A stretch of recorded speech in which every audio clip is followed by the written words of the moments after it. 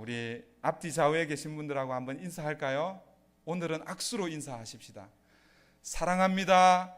감사합니다. 축복합니다. 예, 우리 적어도 세 사람하고 그렇게 합니다. 사랑합니다. 감사합니다. 축복합니다.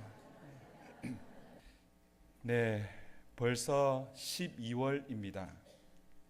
이제 마지막 한 달, 사실 한 달도 채 남지 않았습니다. 그동안 어떻게 잘 사셨습니까? 다행입니다. 네라는 대답이 안 나오면 어떡할까? 뭐 이런 생각을 했는데, 여러분, 제 우려와는 달리 네라는 대답이 크게 나왔습니다. 네라고 대답은 했지만, 그렇지만 이 12월 이맘때쯤 되면 우리에겐 늘 드는 생각이 있죠. 지난 날을 돌아보며 좀 더 열심히 살았으면, 좀 더 잘할 수 있었는데 하는 이런 아쉬움, 후회, 이런 것들이 들기도 합니다. 그러나 여러분 기억하십시오. 늦었다고 생각할 때 그때가 뭐예요? 네, 빠른 거예요. 아직 늦지 않았습니다. 그래서 아직 한 달이 남아 있습니다. 우리 다시 한 번 더 인사할까요? 옆에 앞뒤 계신 분들, 아직도 한 달이 남았습니다. 파이팅! 하이파이브! 네.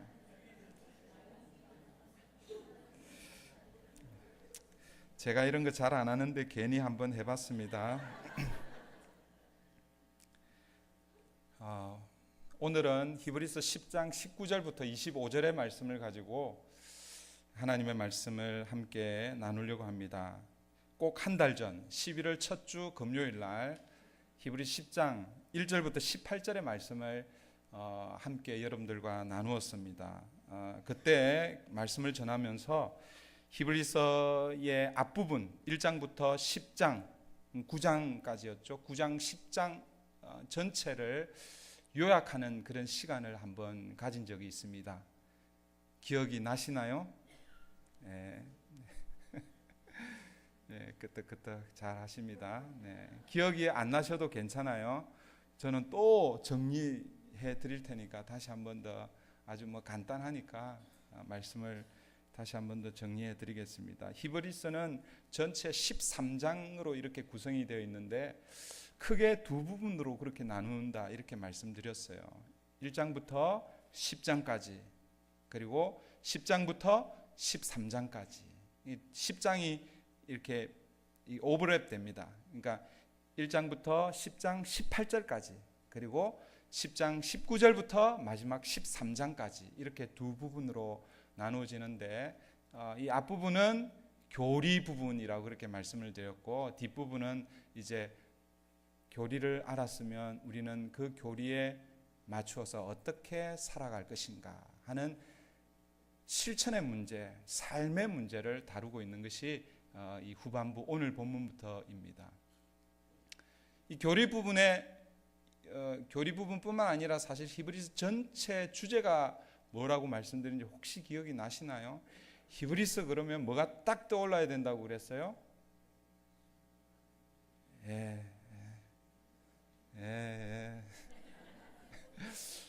히브리서 그러면 히브리서의 큰 주제는 예수 그리스도입니다. 그래서 제가 그런 말씀을 드렸죠. 히브리서만 예수 그리스도가 아니라 성경 구약 신약 전체 주제가 예수 그리스도라고 그렇게 말씀을 드렸습니다. 그런데 이 히브리서는 예수 그리스도가 주제인데 이 예수 그리스도가 어떤 분이신가를 조금 더 설명하고 있다고 그렇게 말씀드렸죠. 예수 그리스도는 어떤 분이라고요? 대제사장 되신 분이라는 거예요. 그런데 예수님이 대제사장이신데 예수님만 대제사장입니까? 아니잖아요. 사람 대제사장들도 많이 있었어요. 셀 수 없을 만큼 많이 있었어요. 아니요, 셀 수 있습니다. 대제사장들은 역사적으로 한 77대 정도 이렇게 내려왔다고 그렇게 얘기합니다. 아론으로부터 시작해서. 그러니까 사람 대제사장하고 예수 그리스도 대제사장하고 구분이 안 되면 안 되겠죠. 그래서 제가 거기에다 예수님께는 별명을 붙여드렸습니다. 세 가지로 붙여드렸죠. 첫 번째 뭐예요? 유일하시고, 두 번째는 완전하시고, 어떻게 잘 아시네. 그리고 세 번째는 영원하신 대제사장. 이걸 잘 기억하셔야 됩니다. 이게 사람 대제사장들과 차이점을 가리키는 거예요. 유일하시고, 사람 대제사장은 많다고 그랬죠. 몇 명이라고 그랬어요? 77명이 역사적으로 아론으로부터 시작해서 그렇게 대를 이어왔어요. 그런데 사람에게는 77명이 있었지만 그 사람들로는 안 되는 거예요. 예수님이 유일하신 대제사장이라는 거예요. 두 번째, 완전하신 대제사장이라는 거예요. 사람 대제사장은 뭐라는 거예요? 그렇다면 불완전하다는 것이죠. 그러니까 대제사장이 죽으면 새로운 대제사장이 세워지고 또 새로운 대제사장이 세워지는 거예요.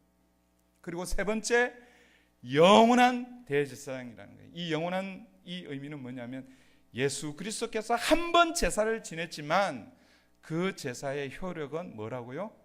영원하다라는 거죠. 그래서 사람 대제사장이 드린 제사는 뭐예요? 영원하지 않는 거죠. 일시적인 거죠. 그러니까 계속해서 반복해서 드린다라고 그렇게 말씀드렸습니다. 히브리서가 1장부터 9장까지 이야기하는 것은 예수 그리스도는 대제사장이신데 이 대제사장은 그냥 대제사장이 아니라 유일하시고 완전하시고 영원하신 대제사장이다. 그분이 하신 일이 있는데 그게 뭐예요? 십자가에서 우리를 위해서 죽으셨다. 그게 1장부터 9장, 사실은 10장 1절부터 8절 거기까지의 전체 결론이었습니다. 제가 한 달 전에 이 말씀을 드렸습니다. 오늘은 예수 그리스도께서 우리를 위해 십자가에서 단번에 영원한 효력을 가진 그 제사를 드려서 우리의 죄 문제를 해결하시고 우리를 구원하여 하나님의 자녀 삼아 주셨다면, 그러면 이제 우리는 어떻게 살아야 하는가? 그래서 제목이 그러면 우리는 어떻게 살아야 합니까? 삶의 문제를 다루는 것이 오늘 본문부터 마지막 13장까지의 내용입니다. 사실은 오늘 본문부터 13장까지를 한마디로 요약하면 그것은 다음에 말씀을 전할 기회가 있으면 그때 요약을 해드리겠습니다. 오늘 우리가 읽은 본문만 가지고 조금 말씀을 함께 나누려고 그러는데,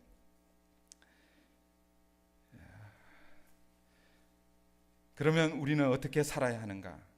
오늘 본문을 통해서 몇 가지, 한 3가지 정도로 그렇게 정리하려고 합니다. 첫 번째, 예수님께서 우리를 위해서 대제사장 되셔서 십자가에서 피 흘리시고 우리의 모든 죄를 해결해 주셨다면 이제 우리는 어떻게 살아야 되는가? 첫 번째는 하나님께 나아가는 삶을 살아야 한다. 무슨 얘기냐? 22절을 우리 함께 읽어보겠습니다. 22절입니다. 22절 다 같이 읽습니다. 시작. 그러니 우리는 확고한 믿음을 가지고 참된 마음으로 하나님께 나아갑시다. 우리는 마음에다 예수의 피를 뿌려서 죄책감에서 벗어나고 맑은 물로 몸을 깨끗이 씻었습니다. 성도가 실천해야 할 첫 번째 삶은 하나님께 나아가는 삶입니다. 이 말은 무슨 얘기냐면요, 그 전에는 하나님께 나아갈 수 있었다는 거예요, 없었다는 거예요? 물론 나아갈 수 있었습니다. 그러나 우리가 직접 하나님께 나아갈 수 없었다라는 것이죠. 그러니까 지금 오늘 본문이 우리에게 이야기하는 것은 우리 한 사람 한 사람이 다 하나님께 나아갈 수 있는 길이 열렸다라는 그런 의미로 하나님께 나아가는 삶이라고 그렇게 이름을 붙여 봅니다. 그전에는 하나님께 나아가는 길이 제한이 되어 있었고 또 막혀 있었습니다. 그런데 하나님께서 그 길을 열어주셨습니다. 누구를 통해서 열어주셨습니까? 당연히 예수 그리스도를 통해서 열어주셨습니다. 오늘 우리가 읽은 19절부터 21절, 이 22절 말씀이 나오기 전까지 19절부터 21절까지가 우리가 왜 하나님께 다시 나아갈 수 있는지 이유를 다시 한 번 더 설명하고 있는 거예요. 이 19절부터 다시 한 번 더 읽어볼게요. 우리 다 같이 한번 읽습니다. 시작. 그러므로 형제 자매 여러분, 우리는 예수의 피를 힘입어서 담대하게 지성소에 들어가게 되었습니다. 예수께서는 휘장을 뚫고 우리에게 새로운 살 길을 열어주셨습니다. 그런데 그 휘장은 곧 그의 육체입니다. 그리고 우리에게는 하나님의 집을 다스리시는 위대한 제사장이 계십니다. 예수님께서 길을 열어주셨기 때문에 이제 우리는 하나님께 나아갈 수 있다라는 것입니다. 여러분, 길이 열렸는데 그 길을 안 가면 누구만 손해예요? 목사님, 저는 그냥 가만히 앉아 있는 게 좋아요.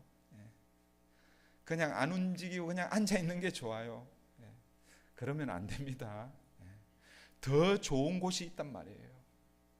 그리고 그 길이 열려 있단 말이에요. 그러면 어떻게 해야 되는 거예요? 그 길로 나아가야 된다는 것입니다. 그러면 하나님께 나아간다는 의미가 무엇인가? 우리가 예수 그리스도를 통해서 하나님께 나아간다. 그러면 하나님께 나아간다는 게 도대체 뭔가? 어떻게 하나님께 나아가는가? 막 그냥 걸어가기만 하면 되는가? 여러분 생각에는 하나님께 나아가는 게 어떤 의미일 것 같습니까?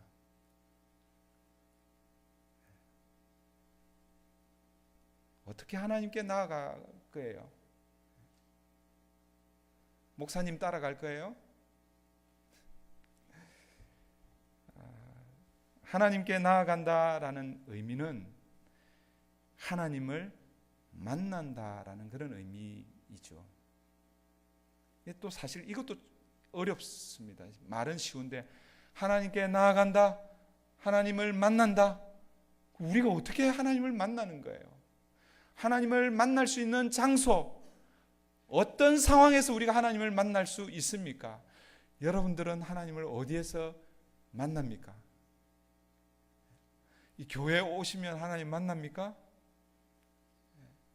많은 사람들이 교회에 오면 하나님을 만난다라고 그렇게 생각합니다. 교회 건물에 오면 하나님을 만나는 게 아니라 교회로 모일 때에 하나님을 만나는 줄 믿습니다. 이게 무슨 얘기냐면 예수님께서 그렇게 말씀하셨죠. 두세 사람이 모인 거기에 내가 그들 중에 함께 하겠다. 그러니까 우리는 하나님을 만나기 위해서는 어디로 와야 돼요?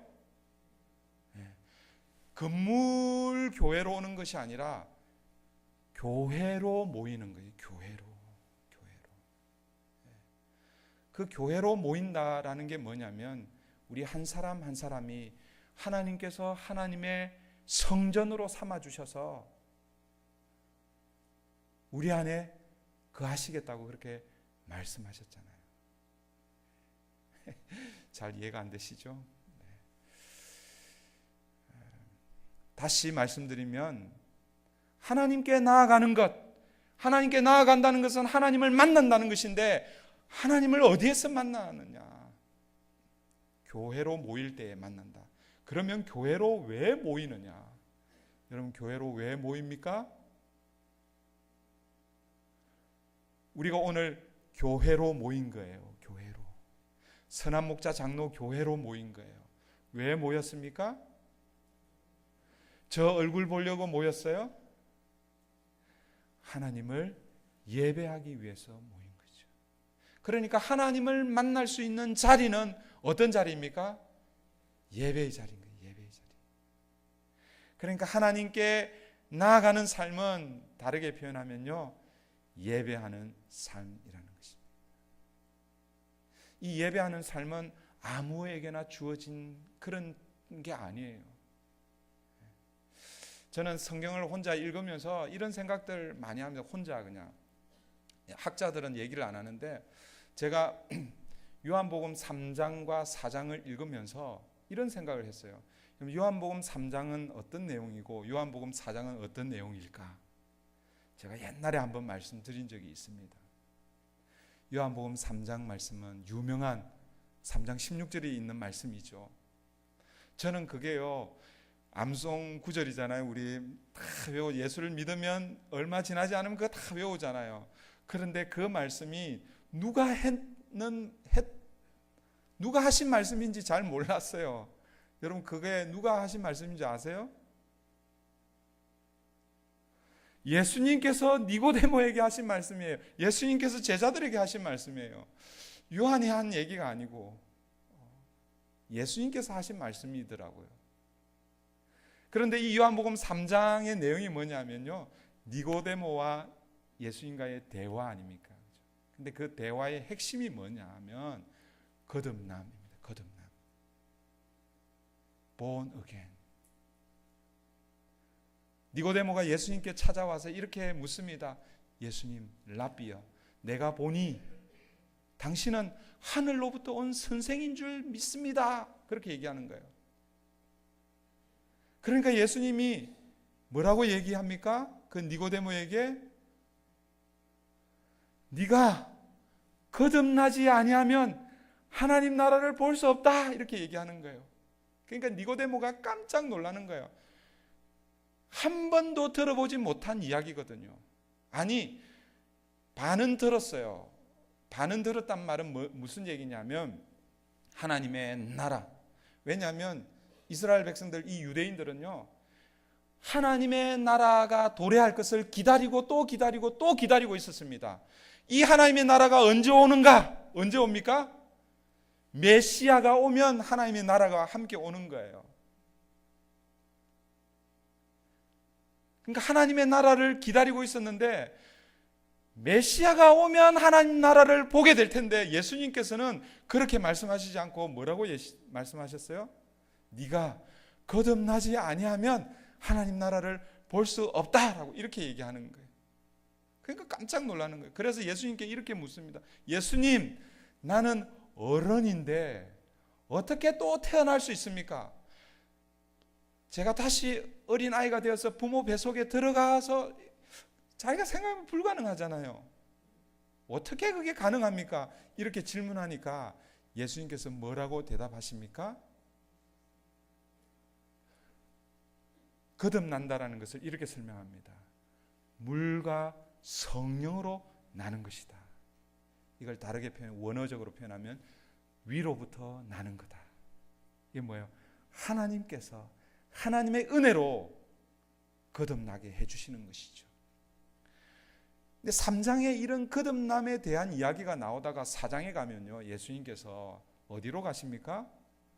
사마리아를 통과하시고 갈릴리로 가시려고 하는데, 거기 사마리아 수가라는 동네에서 그 우물가에서 누구를 만나요? 여자를 만나는 거예요. 여자를.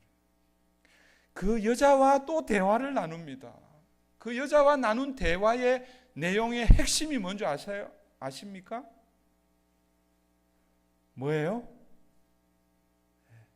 제가 지금 말씀을 드리면서 제가 예전에 이 말씀 다 드렸는데 이런 생각이 들어요. 그래도 또 드립니다. 중요하기 때문에. 예수님과 여자가 대화를 처음 대화는 이렇게 예수님이 이렇게 시작하시죠. 여자여, 물 좀 다오. 뭐 이렇게 물 이야기로 이렇게 시작이 됩니다. 그런데 이 물이 나중에는 뭐예요?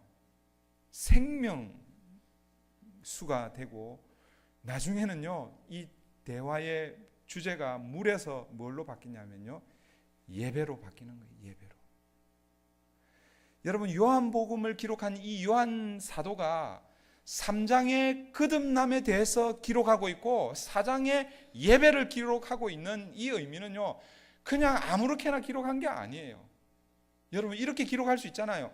예수님이 수가 여인을 먼저 만나서 예배에 대해서 대화할 수 있고, 그 다음에 니고데모 만나서 거듭남에 대해서 얘기할 수 있잖아요.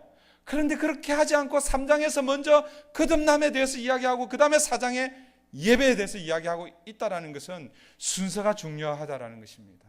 예배는 아무나 드리는 것이 아니라는 거예요. 예배는 누구만 드릴 수 있는, 누구만? 거듭남을 경험한 사람, 그 사람들이 특권으로 드리는 것이 예배인 거예요. 예배.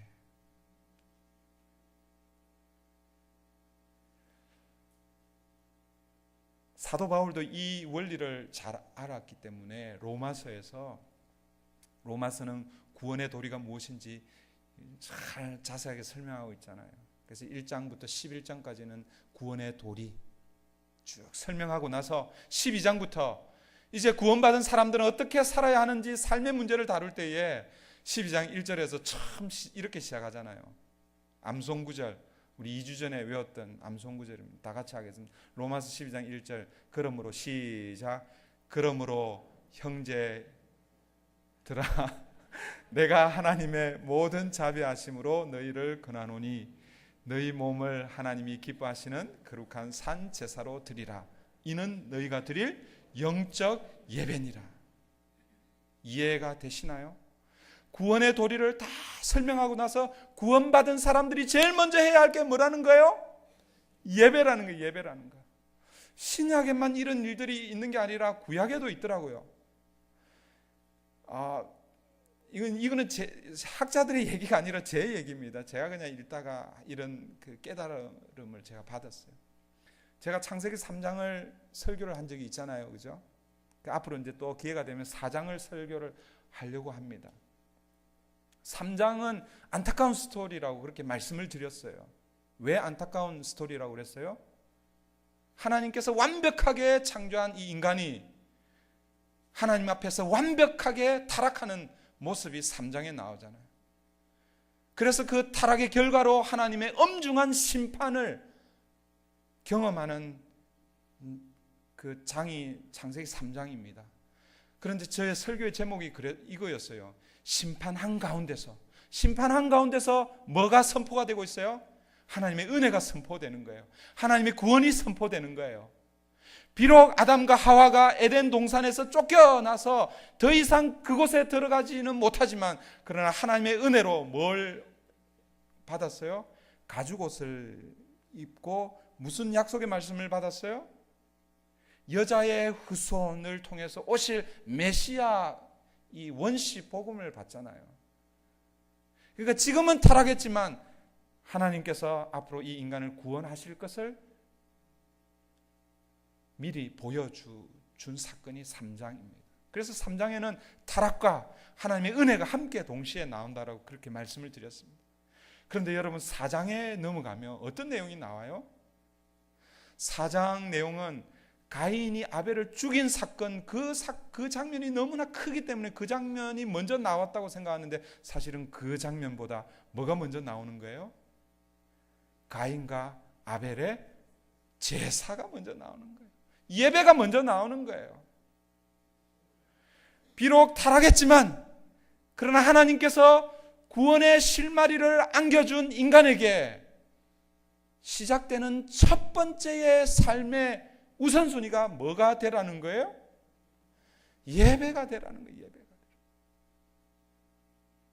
이 사상은 성경의 전체 흐름에서 계속해서 흘러가고 있어요. 하나님께서 이 인류를 구원하기 위해서 아브라함을 부르셔서 이삭, 야곱을 거쳐 12지파를 통해서 이스라엘을 만드시고 모세를 통해서 이스라엘 민족을 이제 출애굽시키시고 출애굽시키신 이 이스라엘 민족을 가나안 땅에 들어가기 전에 하나님께서 뭘 주셔요? 법을 주시잖아요. 법을 주실 때 제일 먼저 주신 법이 뭐예요? 10계명.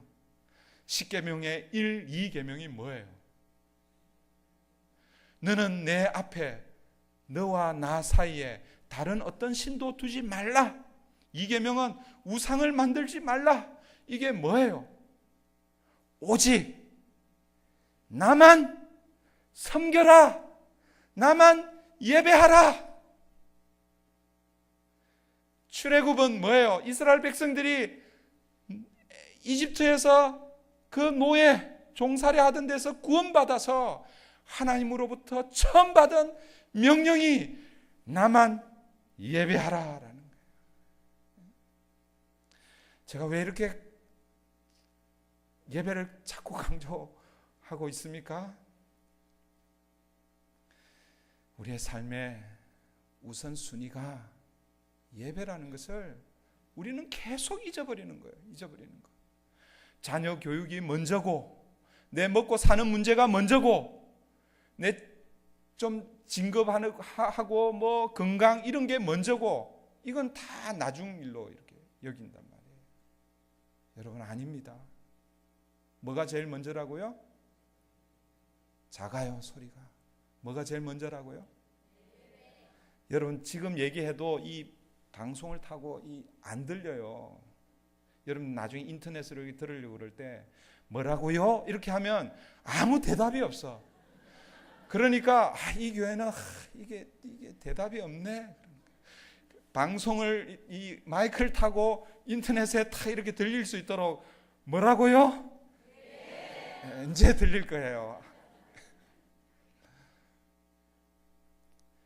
여러분의 삶의 우선순위 머리에 새겨 넣으세요. 가슴에 박아 넣으세요. 하여튼 새겨 넣으세요. 여러분의 손과 발로 그렇게 좀 살아내십시오. 이게 예수 믿는 사람들의 가장 우선적인 문제이기도 하고, 이게 하나님께서 우리에게 주신 가장 축복이에요. 축복. 그전에는 하나님을 만날 수 없었는데 예수 그리스도를 통해서 하나님을 만날 수 있도록 길을 열어주셨다니까요. 뭐 하기 위해서요? 예배하기 위해서. 하나님을 만나기 위해서. 두 번째, 지금 다 잊어버려가지고 지금 뭐 하는지 모르겠어요. 지금 어디 하는지. 두 번째, 한 가지만 예배에 관련해서 2015년 내년에 우리 교회 표가 예배에 관련돼서 이제 정했습니다.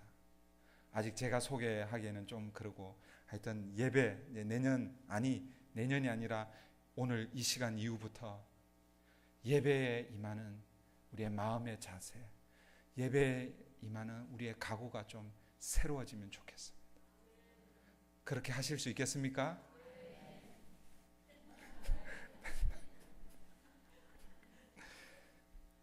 두 번째 성도의 삶, 우리 예수 믿고 구원받은 사람들이 실천해야 할 삶은 뭐냐면 진리의 삶입니다. 우리 23절을 우리 함께 읽어보겠습니다. 23절 다 같이 읽습니다. 시작. 또 우리에게 약속하신 분은 신실하시니 우리는 흔들리지 말고 우리가 고백하는 그 소망을 굳게 지킵시다.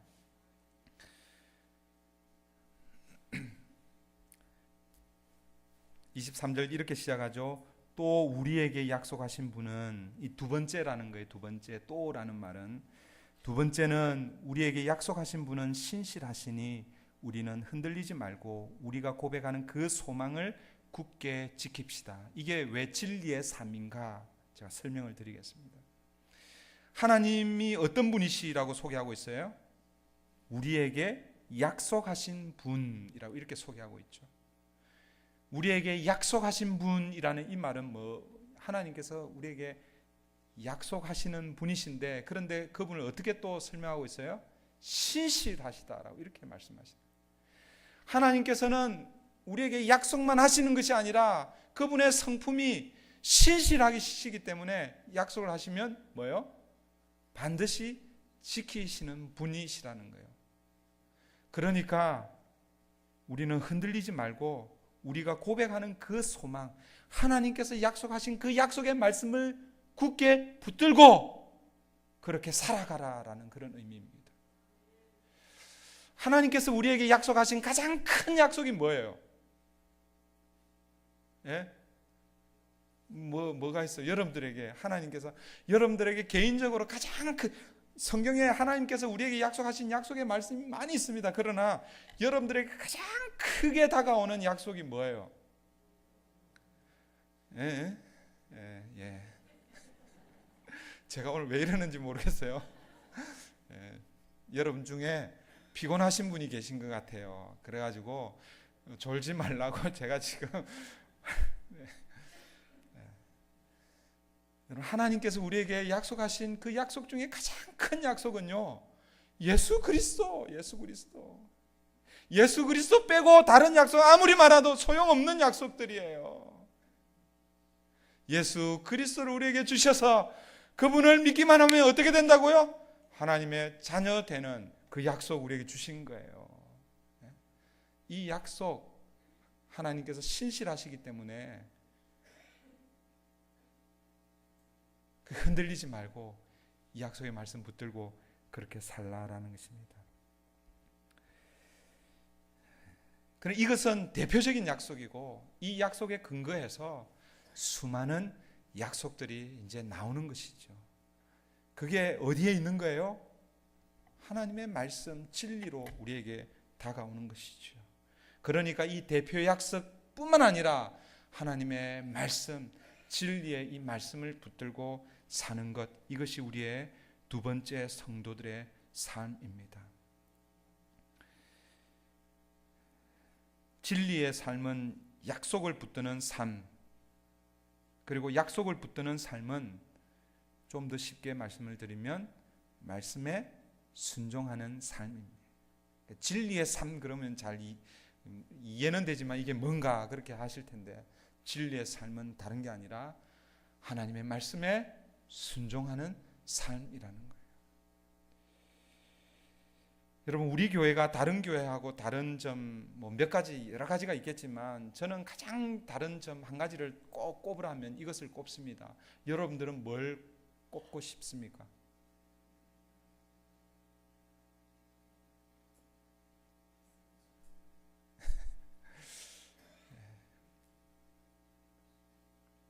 이렇게 포즈가 길면 안 되는데. 우리 교회는요, 다른 교회와 다른 게 한 가지가 있는데 그게 뭐냐면 주일 설교 말씀을 어떻게 해서든지 붙들고 살려고 애쓰는 교회입니다. 제가 우리 교회에 와가지고 배운 것 중에 진짜 이거는 내가 우리 교회에 와가지고 제일 크게 배운 것 중에 하나가 이겁니다. 제가 지난번에도 제가 여러 번 말씀드린 것 같아요. 저는 제가 설교할 때 제 설교하는 것만 관심이 있었어요. 제 설교하고 나서 제 설교한 것을 성도들이 어떻게 사나 그런 데는 별 관심이 없었어요. 제가 이런 말씀 드렸잖아요. 설교는 100으로 계산을 하면 설교자가 열심히 준비해서 설교를 아무리 완벽하게 해도 그것은 뭐라고요? 50에 불과하고, 이 설교가 100이 되려면 누가 도와줘야 된다고요? 설교를 듣는 청중들이, 여러분들이 도와줘야 된다고 그랬어요. 그 설교를 듣고 성공하든 실패하든 어떻게 해서든 한번 살아보려고 애쓰는 것, 그럴 때에 비록 실패해도 그것은 뭐예요? 괜찮은 거예요. 성공인 거예요. 그럴 때 설교가 100 완성되는 거예요. 그런데 우리 교회에서 제가 그걸 배운 거예요. 우리 목사님 통해서 배웠습니다. 저는 선교에서 나오는 여러 불평들 잘 알고 있어요. 선교에 물론 안 들어가시는 분들은 잘 모르시지만 선교에 매주 선교에 들어가서 이렇게 모이면 잘하는 선교회들도 있지만 또 선교에 모이면 그냥 뭐 좀 돼야 되는데 2% 아니 80%가 늘 부족하잖아요. 그래서 우리가 좀 디스커스 할 수 있는 질문들을 좀 더 많이 주십시오. 성경 공부 교재를 주십시오. 이런 얘기 우리가 다 듣고 있어요. 담임 목사님도 듣고 있습니다. 그런데 여러분들이 불평하는데도 불구하고 몇 년 동안 계속해서 이 일을 하고 있습니다. 여러분들의 그 불평 소리를 듣고 만약 이게 중요하지 않다고 생각하면 아마 벌써 바꾸었을 것입니다. 그런데 저는 개인적으로 이게 너무너무 중요하기 때문에 담임 목사님이 안 바꾸시는 거예요. 그리고 저의 바람은 여러분들이 아무리 불평해도 안 바꾸고 계속 가고 싶어요. 목사님 그렇게 하실 거죠? 여러분 그렇게 고집하는 이유를 여러분들이 좀 알아주면 좋겠어요. 제가 오늘 그 이유를 좀 설명드리고 싶습니다. 심플합니다. 단순합니다. 여러분 주일날 선포되는 주일 설교는 단순히 예배 시간을 때우는 시간이 아닙니다. 우리 목사님 한 30분 정도 설교를 하시잖아요. 예배 시간에 1시간 10분, 때로는 15분, 그 시간을 때우기 위한 시간의 설교가 아니라는 거예요. 여러분 이것은 1번 예배와 맞닿아 있는 중요한 요소입니다. 우리가 하나님을 만나기 위해서 예배 자리로 가는데 그 예배의 자리에서 하나님을 만나는데 무엇으로 하나님을 만나는 거예요? 그래요. 잘 알고 계시네요. 말씀으로 만나는 거예요. 말씀으로 만나고, 그러면 이 말씀으로 만났으면 그 말씀 그냥 팽개치면 돼요, 안 돼요? 그 말씀이 하나님이신데요. 그 말씀으로 하나님께서 여러분들에게 찾아오셨는데요. 좀 더 구체적으로 말씀드리면 선한 목자 장로교회라는 공동체로, 교회로 우리가 모여서 하나님 앞에 예배드리면서 하나님께서 공식적으로 우리에게 말씀하시는 시간은 설교 시간이라는 거예요.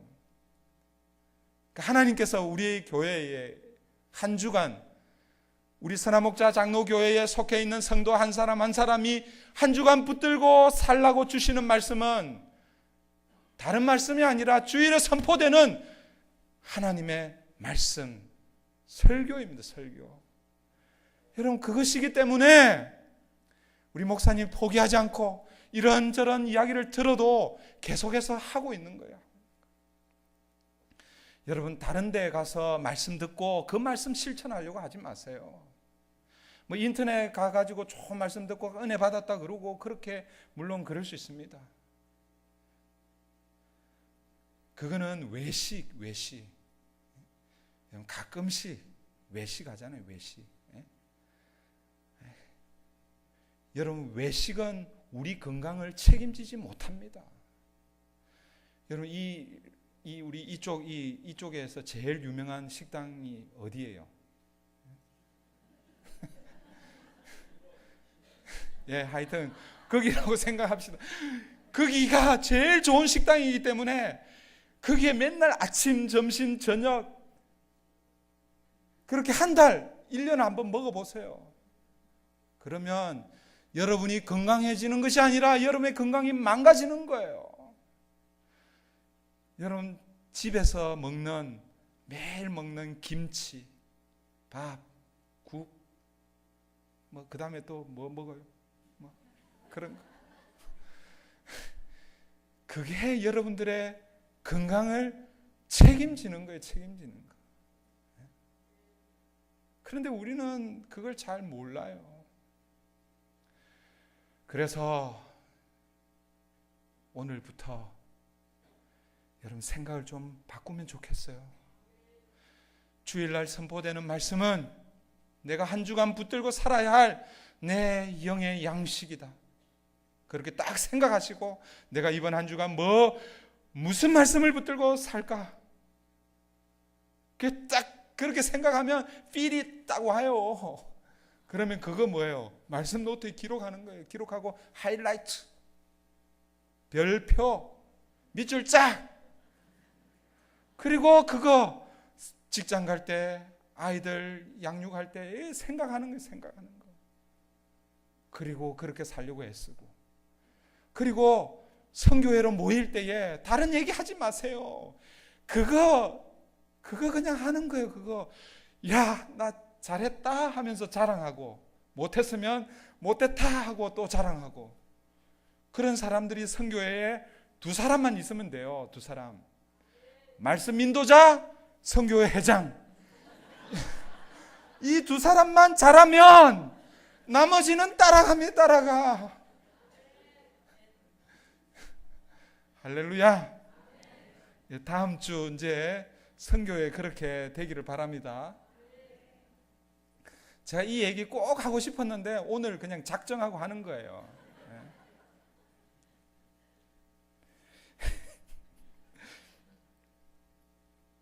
세 번째, 마지막에 찬양도 해야 되는데 제가 오늘은 찬양도 준비했는데 찬양은 못할 것 같습니다. 마지막으로 성도가 실천해야 할 삶, 세 번째는 뭐냐면 사랑의 공동체를 이루는 삶입니다. 여러분, 이 말씀이 다 잇대어 있습니다. 하나님께 나아가는 것, 예배라고 그랬죠. 그 예배를 통해서 하나님 만나고, 하나님 우리가 어떻게 만나는 거예요? 이게 형이상학적인 문제이기 때문에 이게 하나님을 만날 수가 없잖아요. 그래서 뭘로 만나라고요? 말씀으로 만나는 거예요. 말씀으로. 그 말씀으로 만난 사람들이 가만히 보니까 나만 만나는 게 아니라 또 누구도 만났어요? 옆에 눈을 딱 뜨고 보니까 선교회 식구들도 있고 구역의 식구들도 있고 우리 선한목자 장로교회라는 이름으로 한두 사람이 아니라 수없이 많은 사람들이 있는 거예요. 이게 뭐라는 거예요? 공동체라는 공동체. 이 공동체를 어떻게 해요? 사랑의 공동체로 함께 세워가는 거예요. 24절 25절 우리 다 같이 읽습니다. 시작. 그리고 서로 마음을 써서 사랑과 선한 일을 하도록 격려합시다. 어떤 사람들의 습관처럼 우리는 모이기를 그만하지 말고 서로 격려하여 그날이 가까워오는 것을 볼수록 더욱 힘써 모입시다. 교회는 개인이 아니라 공동체입니다. 그것도 사랑의 공동체입니다. 공동체는 서로를 책임지는 공동체여야 합니다. 공동체 내 하고 그냥 나 몰라라 하고 이러면 안 되는 거예요. 공동체는 상호 책임을 져야 하는 것이 공동체입니다. 그러면 어떻게 서로 책임져야 합니까?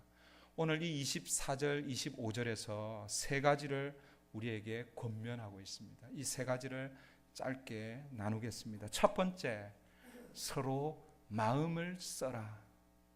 따라 한번 하겠습니다. 마음을 써라. 여러분, 이거 얼마나 쉬워요. 돈을 쓰라고 얘기하는 게 아니잖아요. 돈을 써라 그러면 좀 부담이 될 텐데, 이 공동체를 위해서 돈을 써라 그러지 않고 뭘 써라고요?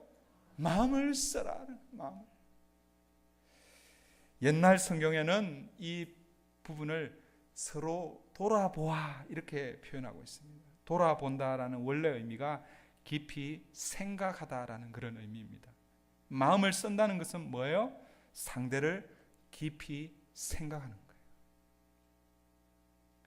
여러분, 가족이면 가족을 생각하잖아요. 자녀가 아프면 그 자녀를 위해서 염려하고 걱정하고 자녀 대신 내가 아팠으면 하는 그런 마음이 있잖아요. 근데 교회는 큰 가족입니다. 이 교회가 사랑의 공동체가 되려면요, 마음을 써야 하는 거예요. 깊이 생각해야 하는 것입니다. 상대방의 마음을 헤아린다라는 그런 뜻입니다.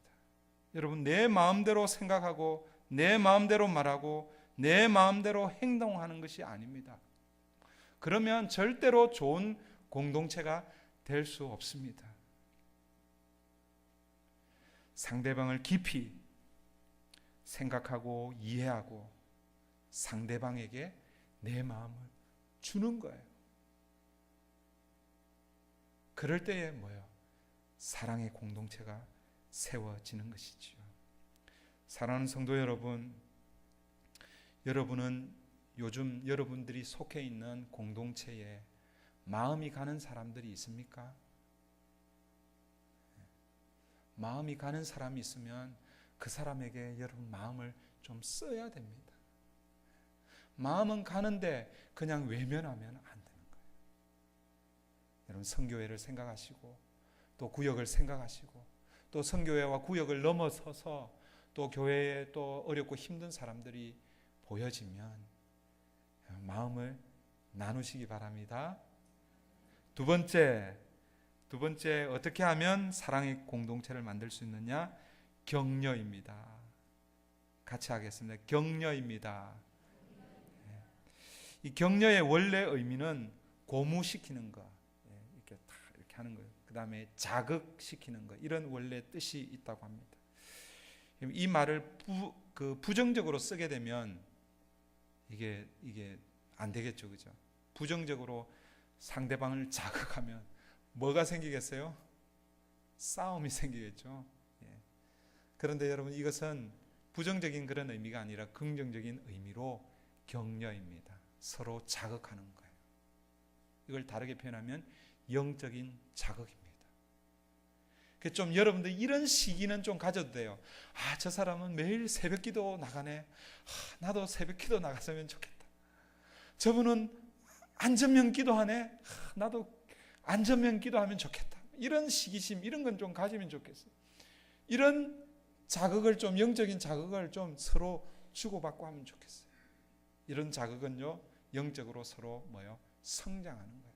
이런 자극을 통해서 오늘 뭘 하라고 얘기합니까? 사랑과 선행을 격려하십시오. 이렇게 얘기하고 있죠.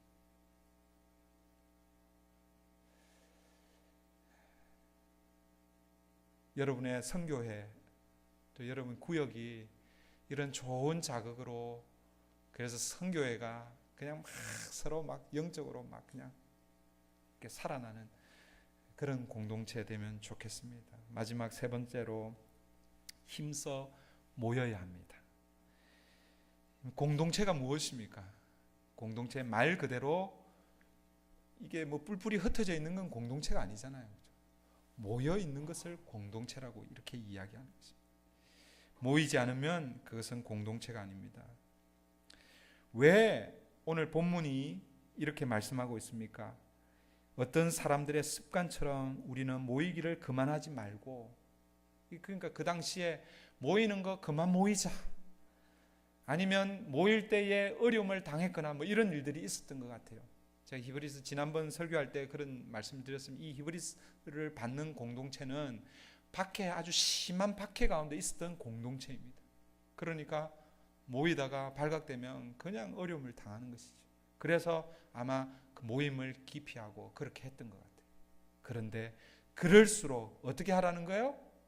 모이기에 힘쓰라라고 말씀하고 있습니다. 여러분, 모일 때 공동체가 강해집니다. 여러분, 모일 때 공동체가 어려움이 있을 때 그 어려움을 해결할 수 있습니다. 어려움이 있으면 흩어지면 이건 아무것도 안 되는 거예요. 어려움이 있으면 더 모이는 거예요. 그러면 그 어려움을 이겨낼 수 있는 거예요. 가족들도, 여러분, 형제들, 이렇게 바쁜 이민 사회에 형제들이 여럿 있으면 잘 모이기가 쉽지가 않잖아요. 그죠? 여러분 잘 아시죠? 잘 안 모이면 서먹서먹한 거예요. 그런데 바쁘고 어렵고 힘들어도 자꾸 모이면 어떻게 됩니까? 형제 우애가 깊어지는 거예요. 공동체가 돈독해지는 거예요. 교회도 그렇게 해야 되는 거예요. 선교회도 계속 모이고, 구역으로, 세대별로 3040, 니네만 모이냐, 5060 우리도 모이고, 상록회도 모이고, 계속해서 모일 때에 힘이 생겨나는 줄 믿습니다. 말씀을 정리합니다. 예수 그리스도께서 우리의 대제사장이 되신다고 말씀드렸죠. 그 대제사장께서 유일하시고 완전하시고 영원하신 대제사장이 십자가에 단 한 번 희생 제물로 돌아가셔서 우리를 하나님의 자녀 삼아 주셨습니다.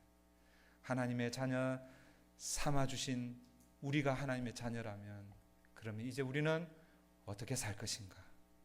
세 가지로 소개했습니다.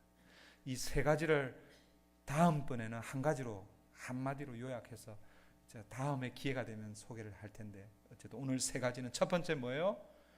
하나님께 나아가는 삶. 나아가는 게 뭐라고요? 예배. 그래서 예배가 여러분들 삶의 최우선의 삶 되기를 바랍니다. 예배를 통해서 하나님을 만나는데, 하나님 만난다는 게 이게 어떻게 설명이 안 되잖아요. 그러니까 무엇을 통해서 만나라고요? 말씀을 통해서 만나요. 그리고 이 말씀을 붙들고 사는 거예요. 그리고 세 번째, 나만 말씀을 받은 줄 알았는데 나뿐만 아니라 누가 또 있어요? 너도 있네. 우리로 모이는 거예요. 하나님께서 선한 목자 장로교회 공동체로 모이게 하신 이 공동체, 사랑의 공동체로 세워가는 삶, 이것이 예수 믿고 구원받은 하나님의 자녀가 걸어야 할 길입니다. 그 길을 우리 힘차게 걸어가면 좋겠습니다. 기도하겠습니다. 하나님 감사합니다. 우리를 예수 그리스도의 그 십자가의 단 한 번의 그러나 영원한 효력을 가지신 그 주님의 십자가 사건을 통해서 우리를 하나님의 자녀 삼아주시고 하나님 자녀 삼아주신 것뿐만 아니라 공동체를 이루어주신 것 감사합니다. 이 공동체 안에서 하나님을 예배하는 삶, 하나님의 말씀 붙들고 하나님의 말씀에 순종하는 삶, 그리고 하나님 주신 이 공동체가 너무도 귀한 공동체인 것을 기억하고 사랑의 공동체로 세워가는 우리 선한 목자 장로교회 될 수 있도록 우리 하나님 인도해 주시옵소서. 감사하며 예수님의 이름으로 기도합니다. 아멘.